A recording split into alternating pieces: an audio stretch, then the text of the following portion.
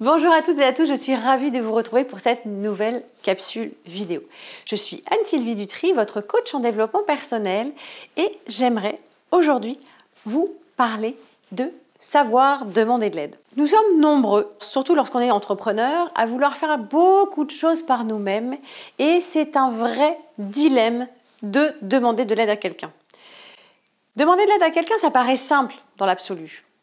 Mais ce qui se passe, c'est qu'à un moment donné, nous n'osons pas demander de l'aide parce qu'à un moment donné, on va se retrouver dans une posture en se disant « je risque d'être mise à défaut, de peut-être ne pas être légitime dans ce que je fais, de montrer mes failles, d'avoir un sentiment d'infériorité par rapport à un manager ou quelqu'un d'autre et surtout, ça va générer en nous une dévalorisation de se retrouver pris à défaut sur un sujet que l'on est censé maîtriser. » C'est important parce qu'à un moment donné, vous allez vous apercevoir que oser de demander de l'aide, ce n'est pas être faible, c'est simplement oser, ne pas savoir, oser se tromper et surtout ne pas vouloir faire d'erreur.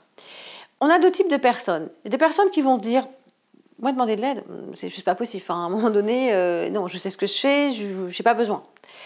On va avoir d'autres personnes qui auront peut-être l'envie ou le besoin de demander de l'aide et qui vont dire « oui mais attends, si je commence à lui expliquer, je vais perdre plus de temps à lui expliquer ce que je ne comprends pas que peut-être de chercher par moi-même ».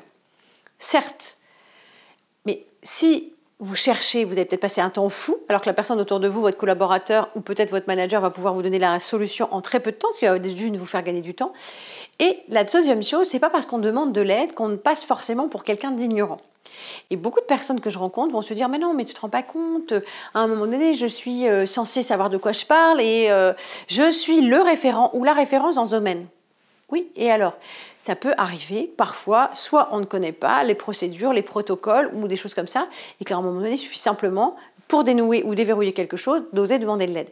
Demander de l'aide, c'est vraiment quelque chose qui est particulier parce que vous allez vous apercevoir que vous avez une image et que vous ne voulez surtout pas entacher l'image que vous projetez sur les autres. Je pense à une personne en particulier qui, un jour, m'appelle en me disant ça n'allait pas parce qu'elle était vraiment dans une problématique personnelle où elle se sentait pas forcément bien et elle se disait elle aimait pas du tout l'énergie dans laquelle elle était parce que c'était plutôt une énergie basse. Elle avait tendance à ruminer les choses, à sentir à fleur de peau, etc. Et en discutant avec elle, je me suis rendu compte d'une chose, c'est que cette situation lui posait un souci parce qu'elle se disait ah, j'aime pas être dans cette situation-là. En plus, j'ai l'impression d'embêter le monde, de toujours ressasser des problèmes, etc. Et j'ai simplement, en échangeant avec elle, changé son focus en lui disant qu'est-ce qui te pose problème dans le fait d'être en énergie basse ou de ne pas savoir faire quelque chose. Et elle me dit en fait, pour moi, c'est signe de faiblesse. Et en échangeant avec des managers ou des collaborateurs, je me suis aperçue que beaucoup de personnes oser demander de l'aide, pour elles, c'était montrer une certaine faiblesse. Il n'y a pas de souci. On ne peut pas tout savoir. C'est-à-dire qu'à un moment donné, on est en apprentissage permanent et c'est vraiment important de faire la distinction entre notre rôle peut-être de manager ou de chef d'entreprise ou de chef de projet et avoir besoin sur une compétence particulière, d'une compétence ou d'une ressource différente parce que sur ce moment-là, on pêche parce qu'on ne connaît pas forcément le nouvel outil, parce qu'on n'a peut-être pas eu toutes les informations nécessaires. Et c'est pas d'aller demander de l'aide, c'est pas une faiblesse. Bien au contraire, c'est être capable de se rendre compte qu'on est authentique, qu'on ne peut pas tout savoir. Et si je repense à cette personne, quand je l'ai eue au téléphone, elle me disait, mais ce qui m'embête quand je suis dans cette situation, c'est que j'ai l'impression d'être faible.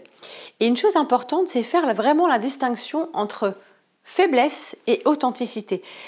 Quelles que soient vos responsabilités, c'est important de pouvoir dire à vos collaborateurs ou à vos managers, sur cette thématique-là, voilà, j'ai besoin d'aide et je ne sais pas comment faire.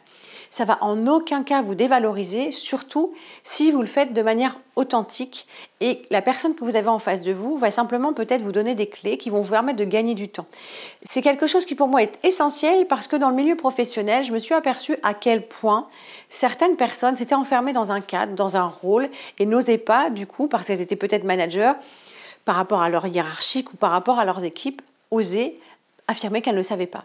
C'est pas grave. Vous pouvez vous retrouver pour des personnes qui arrivent dans une entreprise, par exemple, on ne connaît pas tous les codes forcément de l'entreprise et parfois, il y a des personnes qui sont peut-être là depuis plus longtemps, qui vont vous donner les clés pour que vous puissiez dépasser vos peurs et surtout apprendre des nouveaux métiers ou des nouveaux outils beaucoup plus rapidement. Donc c'est vraiment quelque chose qui me paraît essentiel parce que demander de l'aide, c'est simplement se rendre compte à un moment donné qu'on a besoin d'une ressource supplémentaire et ça n'entache en rien l'image que vous pouvez avoir et surtout ce qui va se passer c'est que c'est votre regard sur vous-même. N'ayez pas de présupposition par rapport à la demande de l'autre. La personne va vous rendre service, va vous expliquer quelque chose.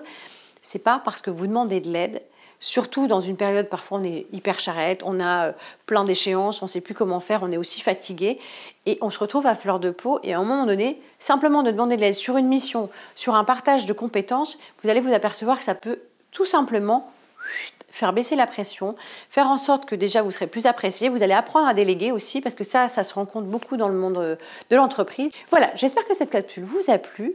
Pour ma part, je vous retrouve la semaine prochaine.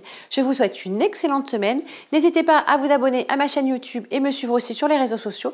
Partagez au maximum. Il y a peut-être des personnes autour de vous qui ont besoin d'informations, de clés pour pouvoir avancer dans leur projet. À très bientôt. Au revoir.